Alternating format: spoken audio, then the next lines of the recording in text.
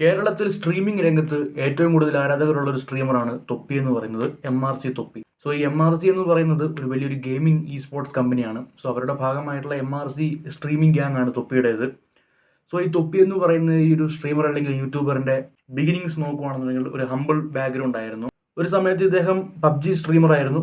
അതിനുശേഷം എന്റർടൈൻമെന്റ് സ്ട്രീമിംഗിലേക്ക് കടന്നു വരികയും അങ്ങനെ ഇന്ന് കാണുന്ന MRC തൊപ്പിയായിട്ട് മാറുകയും ചെയ്തു. ഈ MRC തൊപ്പിയുടെ സ്ട്രീം നമ്മൾ നോക്കുകയാണെന്നുണ്ടെങ്കിൽ അത് കംപ്ലീറ്റ്ലി ഗെയിമിംഗ് മാത്രമല്ല, ഒരു എന്റർടൈൻമെന്റ് സ്ട്രീം കൂടിയാണ്. More like an act, more like drama, more like script, അങ്ങനെ എല്ലാം ഉണ്ട് അതിൽ.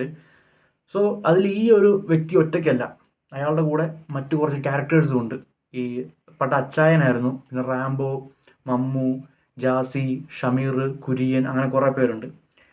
സോ ഇങ്ങനെ വളരെ സക്സസ്ഫുൾ ആയിട്ട് പൊയ്ക്കൊണ്ടിരുന്ന ഒരു സ്ട്രീമിംഗ് ഗ്രൂപ്പായിരുന്നു MRC തൊപ്പിയുടേത്. MRC എന്ന് പറയുന്ന ഒരു സ്ട്രീമിംഗ് ഗ്രൂപ്പ്. സോ ഇവർക്കൊരു കോമ്പറ്റീഷനായിട്ട് ഇടയ്ക്ക് PST ഷാജഹാൻ എന്ന് പറയുന്ന ഒരു സ്ട്രീമിംഗ് ഗ്രൂപ്പ് വന്നിരുന്നു. അത് വലിയൊരു കോമ്പറ്റീഷൻ ആയിരുന്നില്ല, അതൊരു മീം അല്ലെങ്കിൽ ട്രോൾ രീതിയിൽ അത് മാറിപ്പോവുകയും ചെയ്തു. പക്ഷേ നമ്മൾ ഇന്ന് കാണുന്ന അല്ലെങ്കിൽ ഇന്ന് നമ്മൾ കേൾക്കുന്ന ഈ MRC തൊപ്പിയുടെ ഇഷ്യൂ എന്ന് പറയുന്നത് അത് ഇദ്ദേഹത്തിൻ്റെ സ്ട്രീം ഗ്രൂപ്പിൽ അല്ലെങ്കിൽ ഈ ഒരു സ്ട്രീമിംഗ് ഗ്യാങ്ങിലുള്ള മറ്റംഗങ്ങൾ മമ്മു, ഷമീർ, ജാസി തുടങ്ങിയ ആൾക്കാരെ അനുഭവിക്കുന്ന പ്രശ്നങ്ങളാണ്. ഇതിലേക്ക് ഡീപ്പായിട്ട് നോക്കുമ്പോഴത്തേക്കും ഈ ഓരോ അംഗങ്ങളും പറയുന്നത് അവരവിടെ ചൂഷണം ചെയ്യപ്പെട്ടു എന്നാണ്. അവർക്ക് കിട്ടേണ്ട ഒരു പണം അവിടെ കിട്ടിയിരുന്നില്ല. ഷമീറൊക്കെ സ്ട്രീം ചെയ്യുന്ന എമൗണ്ട് അയാളുടെ ചാനലിൽ നിന്ന് പോകുന്നത് തൊപ്പിയുടെ അക്കൗണ്ടിലേക്കാണ്, അല്ലെങ്കിൽ തൊപ്പിയുടെ കയ്യിലേക്കാണ്. പലർക്കും അവിടെ അവർക്ക് അർഹിച്ച പണം കിട്ടിയിരുന്നില്ല, അവർക്ക് റെസ്പെക്റ്റ് കിട്ടിയിരുന്നില്ല, അവരെ മൃഗങ്ങളെപ്പോലെ ഉപയോഗിക്കുകയായിരുന്നു എന്നാണ് അവർ പറയുന്നത്. ചുരുക്കി പറഞ്ഞാൽ അവരുടെ സ്ട്രീം കാണുന്ന എല്ലാവർക്കും അറിയാം, വളരെ കോമാളി സ്ട്രീമാണത്. എൻ്റർടൈൻമെൻ്റ് ആണ്, സമ്മതിച്ചു. അതിൽ നമുക്ക് ചിരിക്കാനുള്ളതുണ്ട്, നമുക്ക് എൻ്റർടൈൻഡ് ആകാനുള്ളതുണ്ട്. പക്ഷെ അത് ഒരു കോമാളി സ്ട്രീമാണ്.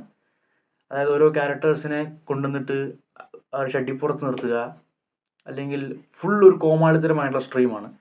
ഒരാളുടെ ഡിഗ്നിറ്റി, ഒരാളുടെ ഒരു അവരുടെ ഒരു വില കളയുന്ന തരത്തിലുള്ള കാര്യങ്ങളാണ് അവിടെ കാണിച്ചു കൂട്ടിയിരുന്നത്. പക്ഷേ ആ ഒരു പെർസ്പെക്റ്റീവിൽ അവർ കൂട്ടുകാരാണ്, പരസ്പരം അറിയുന്നവരാണ്. അതുകൊണ്ട് തന്നെ അവർ പരസ്പരം അങ്ങോട്ടും ഇങ്ങോട്ടും അങ്ങനെ അറിയുന്നവരായതുകൊണ്ട് ഒരാളുടെ ഒരാളുടെ നേട്ടത്തിന് വേണ്ടി, ഒരാളുടെ ചാനൽ ഹിറ്റാകുന്നതിന് വേണ്ടി അവരുടെ ഇൻപുട്ടായിട്ട് നമ്മൾ കരുതുമ്പോഴത്തേക്കും അത് കുഴപ്പമില്ലായിരുന്നു. പക്ഷേ ഇന്ന് കാണുന്ന ഈ ഒരു പെർസ്പെക്റ്റീവിൽ നമ്മളത് കാണുമ്പോഴത്തേക്കും നമുക്ക് മനസ്സിലാവും അവർ അവിടെ ചൂഷണം ചെയ്യപ്പെടുകയായിരുന്നു. അവർക്ക് താല്പര്യമുള്ളതോ താല്പര്യമില്ലാത്തതോ എന്നത് ഇറ്റ് ഡിപ്പെൻസ്. പക്ഷേ അവർക്ക് കിട്ടുന്ന പ്രതിഫലം കിട്ടിയിരുന്നില്ല. അവരെ ചൂഷണം ചെയ്തുകൊണ്ട്, അല്ലെങ്കിൽ അവരെ ഫോഴ്സ്ഫുള്ളി ഇത് ചെയ്യിപ്പിച്ചുകൊണ്ട്, അല്ലെങ്കിൽ അവർക്കൊരു സെക്കൻഡ് ഓപ്ഷൻ ഇല്ലാത്ത രീതിയിലാവുകയും, അല്ലെങ്കിൽ MRC തൊപ്പി എന്ന് പറയുന്ന ഒരാളുടെ സ്ട്രീമിൽ മെമ്പർ ആയതുകൊണ്ട് തന്നെ അവർക്ക് അതിൽ നിന്ന് മാറിപ്പോകാനായിട്ടുള്ളൊരു മടിയായിരിക്കാം അന്ന് അവരതിൽ നിന്ന് മാറ്റാതിരുന്നത്. പക്ഷേ ഇന്ന് അവർ അതെല്ലാം വെളിപ്പെടുത്തുകയാണ്. ഓരോന്നോരോന്നായി അവരവരുടെ ചാനലിലൂടെ കാര്യങ്ങൾ പുറത്തു പറയുന്നുണ്ട്. MRC തൊപ്പി എന്ന് പറയുന്ന ആ ഒരു വ്യക്തിയുടെ ഒരു ഫേക്ക് ഫേസ് ആണ് നമ്മൾ കണ്ടിരുന്നത്.